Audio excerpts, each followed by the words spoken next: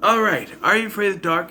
Tale of Cutter's Treasure. And again, the reason I'm reviewing this separate is because one, it's a two-parter, and two, I'm excluding multi-parters from my top 10 that I'll be doing. You'll be seeing that later on today. So I won't be doing those multi-parters in that video. So I'm going to talk about it here. Tale of Cutter's Treasure was the first and only two-parter of the series. There was obviously more multi-parters later. Silver Sight and now everything is multi-parts because it's a long season story. So season-long story, I should say. So in this one, both Gary and Frank are telling the story, which means there's some crossover with certain characters, which we'll get to. And the story revolves around two brothers named Rush and Max. Rush is short for Russell, which is weird, but it's Canada. Rush is in a hurry to grow up. He has a girlfriend, or a girl he wants to be his girlfriend, and Max is their little brother that always gets in the way, right? As an older brother, I can see from a certain point of Rush's point of view. Like, we'll get to it, but Rush wants Max to leave him alone while their parents are gone for the weekend, and so he takes him to the Magic Mansion where they meet Saw Dough, no mister, accent on the dough, and he sells Max a Shandu magic kit. It's a hint to the magician's assistant earlier on, and this is in season 4, so we're on the series, but yes. Also, while there, though, Max comes across this chest, which he's able to open. No one else has been able to. And so Sardo says, since he opened it, stuff in it is his. There's a dagger, there's a spyglass. He keeps the spyglass, but everything else he says, no, I don't want it. It's junk, that sort of thing. We do get a prologue before the main story starts of this man, Ian Keegan, who sort of cursed Jonas Cutter for killing all the people and stuff. Sort of. So, yeah. And one thing I note is that the actor who plays Ian Keegan also plays the dad here. So,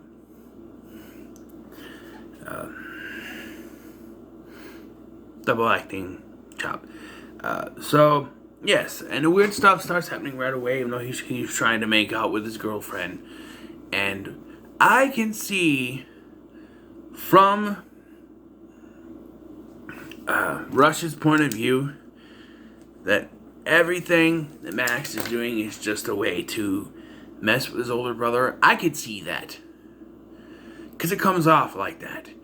Every time he and his girlfriend get close, Max does something. Like the first time they try to kiss, he's like, "Oh, this is cool," and he's right in the middle of them. He's like, "Hey, Max, go away," and then he makes fun of the girl, like, "Well, maybe I don't want to make out anymore. Maybe I'm hungry." And then they start making out again, and he's like, Raj, help me, a skeleton, help me. And it's just like, it does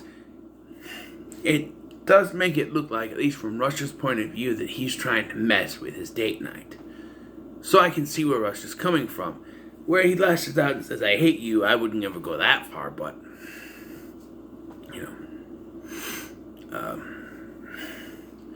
so eventually,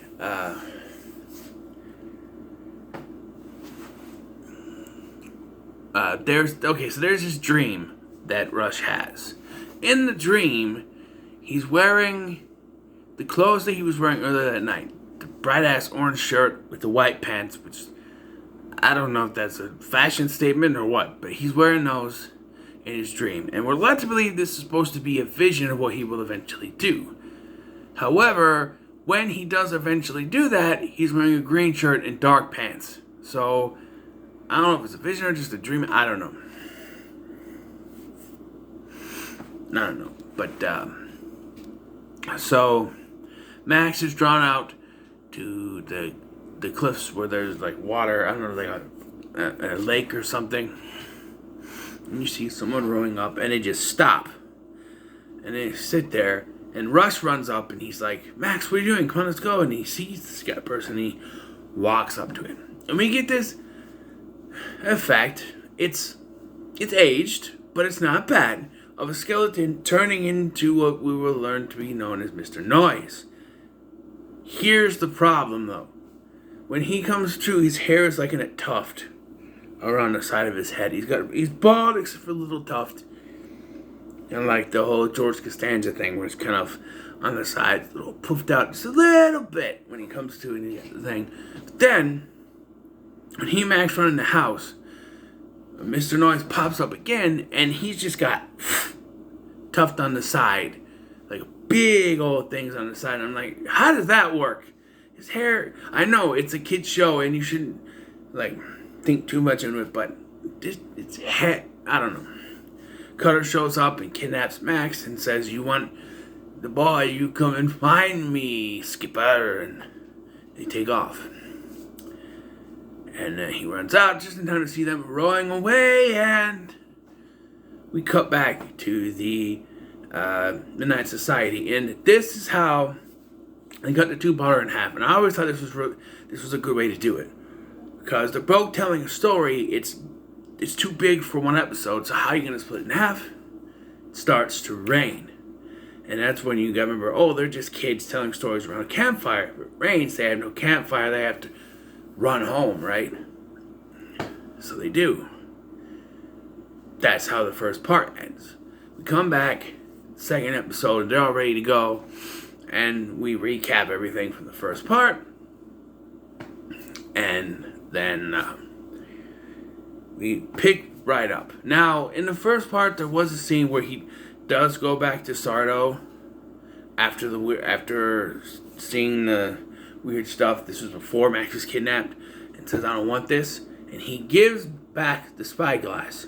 We then see a man shrouded from the waist up. We see him only from the neck down. But you can tell by the voice that it's Dr. Vink with the v. Now Dr. Vink swipes the spyglass. And when Max finds it later, it's laying on a log just before Mr. Mr. Noise shows up. So, obviously Dr. Vink wants this to happen. We find out later he wants the treasure, but yeah. So, after Max is kidnapped, Rush goes to the Magic Mansion. He confronts Sardo, and he says, "I'm going to call the cops." And Sardo says, "I don't think they believe you any more than I do." They didn't. I already tried. Yeah. Mm-hmm. So he gives him Dr. Vink's card to the Wild Boar Coiffure. And the running joke with Dr. Vink is whatever adventure he goes into, he names it the Wild Boar something. So, yeah. And so he goes there. And even though Dr. Vink knows why he's there, he still offers him one of his hair tonic things. But he tells him, you're the one that's destined. And he shows him the bottom. He's like, "What's your name? Your full name?" Russell Ian Keegan. He shows the bottom thing. It says, "Ian Keegan, who's your ancestor that did this. And you have to save your brother. You have to end Jonas Cutter's reign of terror. You have to do it." So, it's very subtly done. But, it's hinted at that the spyglass can teleport you to the graveyard and back. And so they get to the graveyard, and he says, "Well, you're on your own, lad," and takes off. He just wants the treasure, of course. And then we see in his dream, he talks with the ghost of his ancestor, and here he does again. I mention it because it's basically the same conversation. He goes, "You have to save him, grandson." And he says, "What he wants is not what he desires." What does that mean? "Good luck, grandson." And he disappears. I'm like, "Oh, you're a great help. Thanks, Ian." He goes in there, and one thing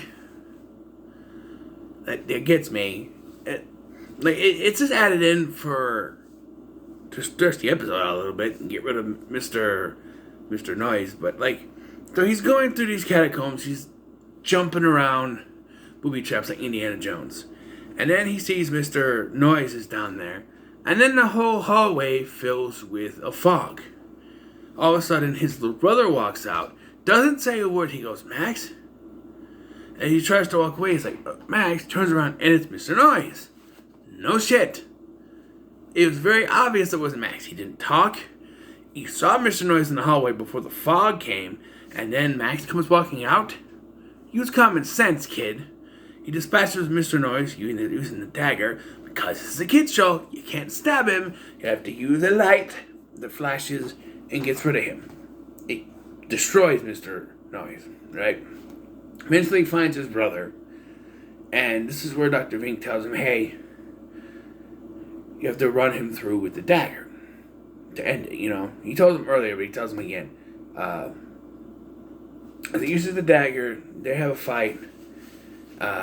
He's like, I'll have swords will do. And you can tell he just wants this grand battle, right? Eventually, Max gets freed. He has the dagger. He uses it to Rush. Rush uses it to blast him away. It doesn't destroy him like he did Mr. Noise, maybe because he's stronger. And he's attached to a chair with these vines around him. Dr. Ming Pearson says, run him through the dagger. And he goes to and he stops. And he realizes what he wants is not what he desires. He wants the grand battle, but he desires freedom. If you run him through with the dagger, his spirit is freed.